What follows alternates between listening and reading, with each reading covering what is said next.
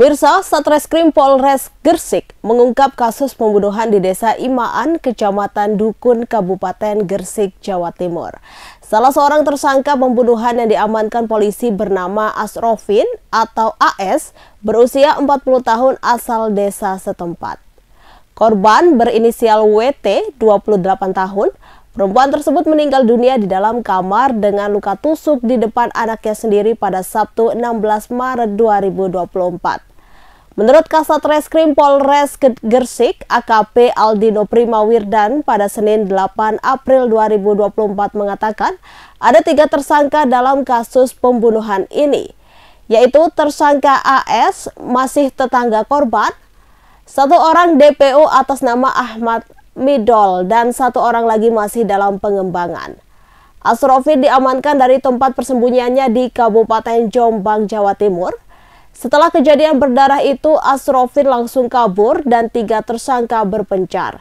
Aldino mengatakan kasus ini murni perampokan. Para pelakunya berbagai tugas untuk melakukan aksi pembunuhan sadis tersebut.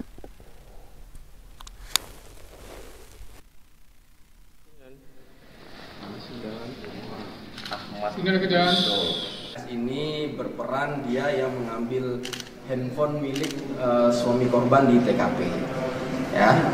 Dan tadi juga saya sudah menampilkan kepada rekan-rekan semua foto DPO. Jadi dari hasil pemeriksaan tersangka AS bahwa pelaku utama pembunuhan adalah saudara Ahmad Midol, yang tadi foto sudah kami tunjukkan.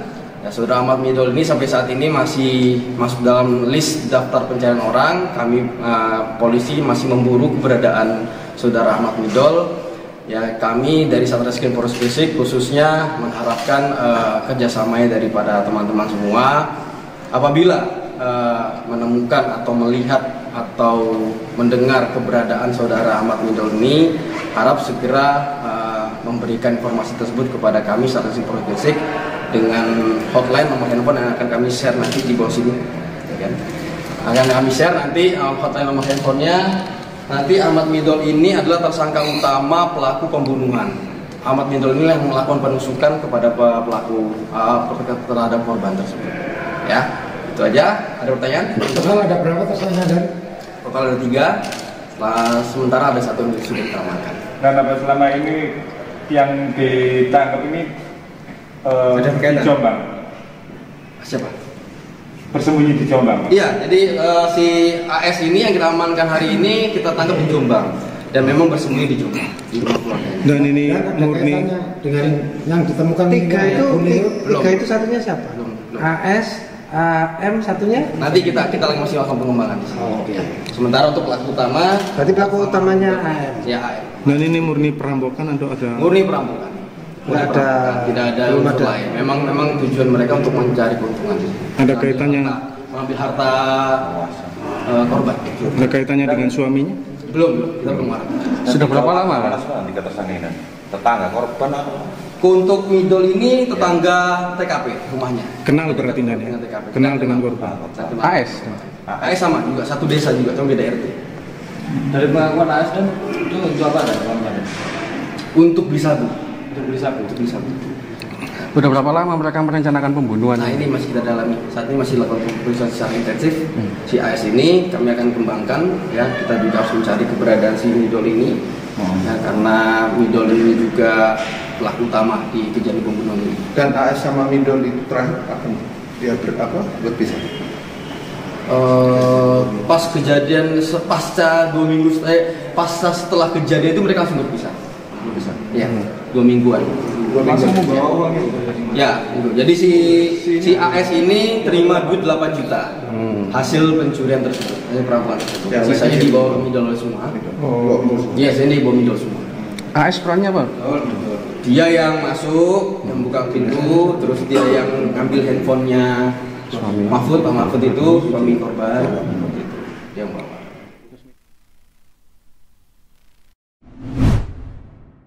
Pemirsa Pemirsa, komika sekaligus aktor Babe Cabita meninggal dunia di usia 34 tahun hari ini, Selasa 9 April 2024. Kabar duka tersebut disampaikan oleh komika Oki Renggawinata melalui akun Instagramnya.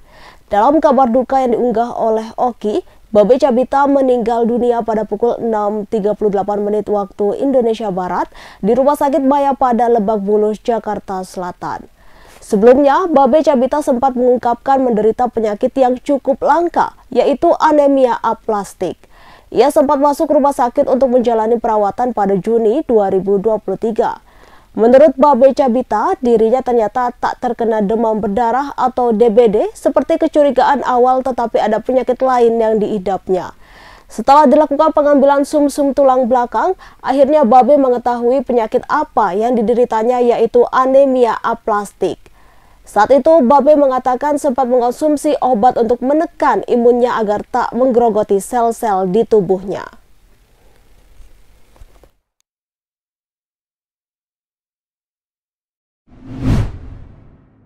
Kecelakaan maut tol Jakarta Cikampek KM 58 memunculkan dugaan bahwa mobil yang terlibat merupakan mobil travel. Dugaan ini terungkap saat Kapolri Jenderal Listio Sigit Prabowo meninjau Rumah Sakit Umum Daerah Karawang untuk mengecek penanganan korban kecelakaan pada Senin 8 April 2024. Sebagaimana diketahui, kendaraan yang terlibat adalah Grand Max, Terios, dan bus Prima Jasa. Adapun korban tewas seluruhnya berada di mobil Grand Max yang diduga adalah mobil travel. Sigit mengatakan berdasarkan informasi yang disampaikan oleh keluarga, korban sempat memesan travel untuk menjemput mereka. Selain itu, tujuan dan asal para korban berbeda-beda. Meski begitu, Sigit berujar pihaknya masih akan mendalami lagi informasi tersebut. Sejauh ini, penyebab kecelakaan disebut karena kelalaian pengemudi Grand Max yang keluar jalur kontraflow sehingga menyebabkan kecelakaan. Terkait dengan insiden ini, Sigit mengungkapkan investigasi dilakukan oleh tim gabungan dari Polri, Kementerian Perhubungan, dan Komite Nasional Keselamatan Transportasi atau KNKT. Lebih lanjut dikatakan oleh Sigit bahwa sejauh ini masih dilakukan proses identifikasi terhadap 12 korban tewas. Adapun 2 korban luka berasal dari bus Prima Jasa yang merupakan penumpang dan kondektur. Keduanya saat ini masih menjalani perawatan di Rumah Sakit Rosela, Karawang, Jawa Barat. Pemirsa, 2 anak yang berasal dari Bogor, Jawa Barat menjadi korban kecelakaan di Jalan Tol Jakarta Cikampek atau JAPEK KM 58 Karawang, Jawa Barat, Senin 8 April 2024. Sang ibu tak kuasa menahan tangis kala mendapat kabar bahwa kedua putrinya menjadi korban kecelakaan beruntun itu. Ketua RT di perumahan Rumah Sakit PMI Bogor menyebut keluarga korban awalnya berencana mudik ke kampung halaman di Kuningan dari Bogor, Jawa Barat. Namun karena orang tua korban, Ibu Cicih, masih bekerja, kedua putrinya berangkat lebih dulu menggunakan travel selepas waktu subuh. Mereka ialah Aisyah Hasna Humairah dan Najwa Gevira yang ditemani adik Ibu Cicih. Diduga Cicih akan menyusul mudik setelah dia menyelesaikan pekerjaannya di Bogor, Jawa Barat. Cicih saat itu mencoba menghubungi kedua putrinya namun tak menjawab. Setelah itu, ia mendapat kabar mengejutkan bahwa travel yang ditumpangi sang putri kecelakaan. Dia pun seketika syok hingga isak tangis Cicih pun pecah mendapat kabar pahit tersebut. Kondisinya semakin memilukan lantaran belum lama ini ditinggal wafat oleh suaminya. Diketahui kecelakaan maut di tol Jakarta Cikampek KM 58 tersebut terjadi pada Senin 8 April 2024. Dalam video yang beredar di media sosial, kendaraan-kendaraan yang terlibat kecelakaan ini terbakar hebat pasca tabrakan. Dikabarkan bahwa ada 12 orang yang menjadi korban tewas dalam kejadian ini. Pemirsa, pria bernama Abdul Aziz Sofi'i, 36 tahun, warga Jalan Pelabuhan Tanjung Perak, Kelurahan Bakalan Kerajaan, Kecamatan Sukun, Kota Malang, ditemukan tewas di hutan Gunung Katu, Desa Sumber Suko, Kecamatan Wagir, Kabupaten Malang, Jawa Timur. Dari hasil pemeriksaan, kepolisian menemukan ada luka sayatan di leher korban. Dan hari ini, Selasa 9 April 2024, Polres Malang melakukan konferensi pers ungkap pelaku pembunuhan tersebut dan berikut berita selengkapnya. Pagi hari ini, rekan-rekan, hari Selasa, tanggal 9 April 2024, kami dari Polres Malang melakukan konferensi pers ungkap kasus tindak pidana pembunuhan dan atau penganiayaan dan atau pencurian dengan kekerasan yang mengakibatkan meninggal dunia. Waktu kejadian rekan-rekan ini terjadi pada hari Rabu tanggal 27 Maret 2024. Ini dengan tempat kejadian perkara yaitu di Gunung Katu, Dusun Sumberpang Kidul, desanya merupakan Desa Sumber Suko, Kabupaten Malang.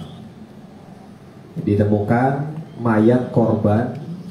Penemuan mayat ini ditemukan pada hari Seninnya, tanggal 1 April 2024. Adapun korban yang meninggal dunia, mayat ini teridentifikasi atas nama Abdul Aziz Sofi'i dengan umur 36 tahun.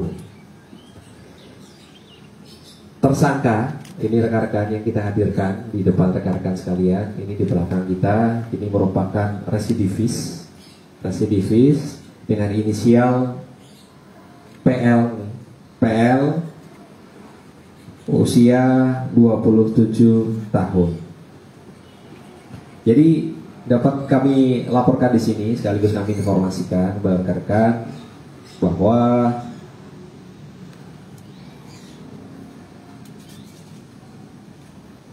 awal kejadiannya ini berawal pada hari Rabu tanggal 27 Maret 2024. Ini awalnya tersangka PL diminta oleh korban Abdul Aziz Sofi'i untuk membantu membuang kendi yang diyakini oleh korban sebagai obat alternatif untuk ibunya yang sedang sakit. Kemudian pada pukul 18.00 di hari yang sama waktu Indonesia Barat, tersangka tiba di rumah korban yang beralamat di Jalan Pelabuhan Tanjung Perak nomor 24 RT 1 RW 1 Kelurahan Bakalan Kerajaan Kecamatan Sukun Kabupaten Malang. Kemudian pada pukul 19.30 korban mengajak tersangka untuk pergi mengambil kendil yang sebelumnya sudah diletakkan di sungai dekat rumah korban. Kemudian selama ambil kendil, kemudian korban mengajak tersangka untuk berkeliling mencari lokasi untuk menaruh kendil tersebut. Kemudian tersangka diajaklah tersangka oleh korban ini di Gunung Katu yang tadi tempat kejadian perkara, di Gunung Katu, Desa Sumberpang Kidul, Desa Sumber Suko, Kabupaten Malang. Sesampainya di lokasi, kemudian korban mengajak tersangka untuk melakukan ritual. Setelah selesai ritual, tiba-tiba korban ini membuka masker. Setelah membuka masker, kemudian memaksa sekaligus merayu korban untuk melakukan hubungan badan sesama jenis. Berdasarkan keterangan yang didapatkan oleh penyidik kami, korban menolak ajakan tersebut sehingga terjadilah perkelahian antara tersangka dengan korban yang berakhir tersangka membacok korban dengan senjata tajam berupa bedok ya. Bedok ini berarti kan badik gitu ya. Bendo yang sebelumnya senjata tajam ini dipergunakan oleh korban untuk menebas tanaman yang menghalangi jalan menuju lokasi. Kemudian setelah membacok, korban mengambil barang-barang milik tersangka berupa 2 buah handphone. Ini rekan-rekan, 2 buah handphone, ini 2 buah handphone.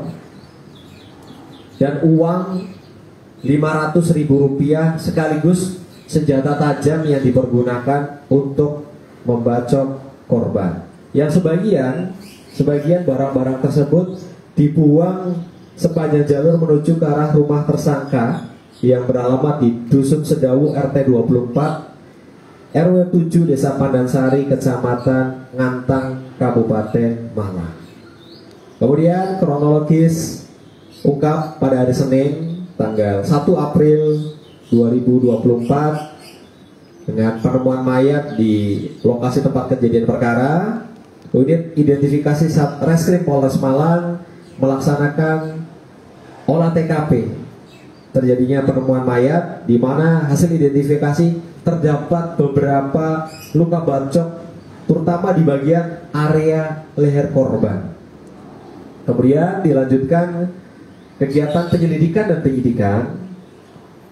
Maraton penyidik dipimpin Kasat Reskrim Malang kolaborasi dengan Kapolsek Wagir melaksanakan pemeriksaan saksi sebanyak 13 orang saksi, mengumpulkan barang-barang bukti sekaligus mengumpulkan CCTV sepanjang jalur yang dilewati tersangka dengan korban. Dan disitulah didapat berdasarkan kesimpulan yang didapatlah kesesuaian yang mengarah kepada tersangka PL ini.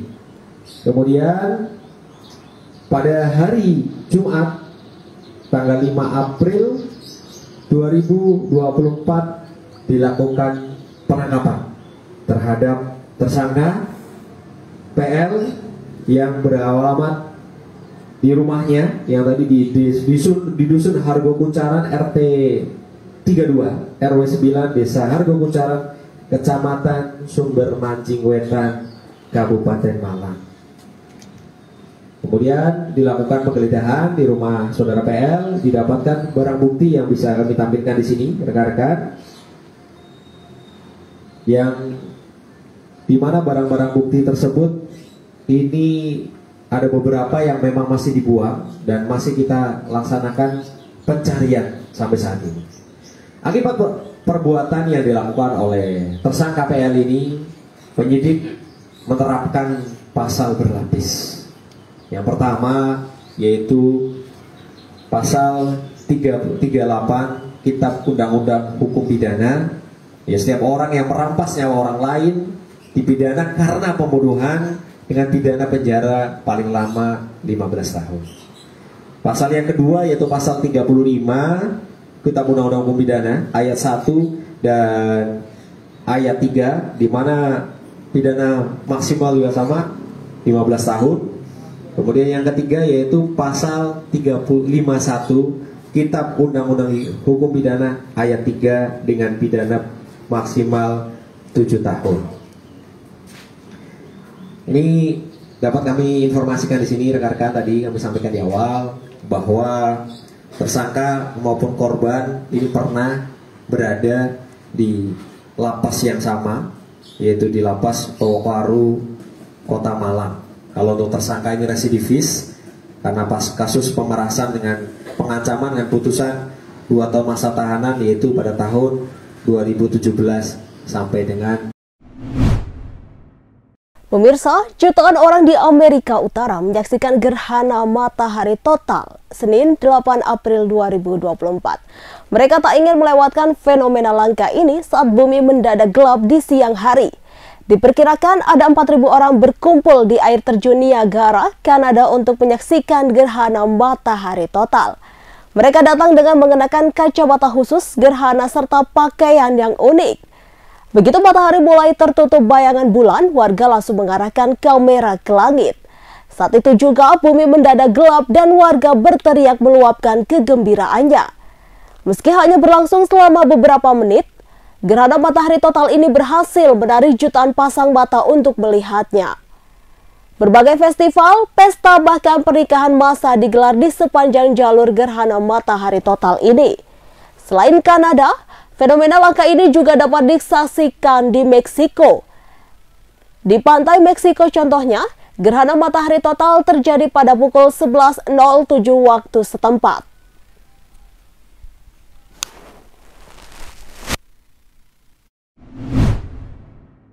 Pemirsa, Presiden Joko Widodo kembali menyaksikan penyerahan bantuan paket sembako bagi masyarakat di sekitar Kompleks Istana Kepresidenan Bogor, Jawa Barat pada Minggu 7 April 2024. Pembagian paket sembako juga dilakukan di lokasi yang sama sehari sebelumnya. Namun dalam kesempatan ini, Presiden Jokowi tampil berbeda. Ia tampak mengenakan kaos lengan panjang berwarna putih dan sarung berwarna hijau. Sesekali Presiden Jokowi tersenyum dan melambaikan tangan kepada masyarakat penerima sembako.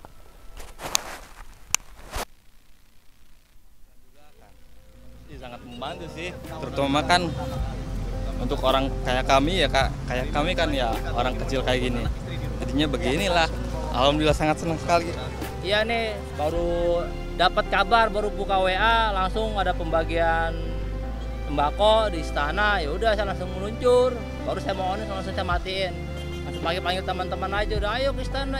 Ya kita ada begini kan setahun sekali Mbak gitu. Baru kali ini saya baru ke istana nih, baru dapat nih sembako ini. Ya berkah banget lah Pak. Ya dibilang terbantu mah terbantu sekali Pak. Ya apalagi harga sembako ya lumayan lagi naik lah. Harganya lagi tinggi. Dengan adanya bantuan ini ya kami ojol-ojol juga berterima kasih atas ada bantuan seperti ini. Buat beli kita nggak mampu, tapi dikasih dengan secara gratis, alhamdulillah banget, sangat membantu Bang. Bingung mau nyampeinnya juga, ini aja udah senang banget.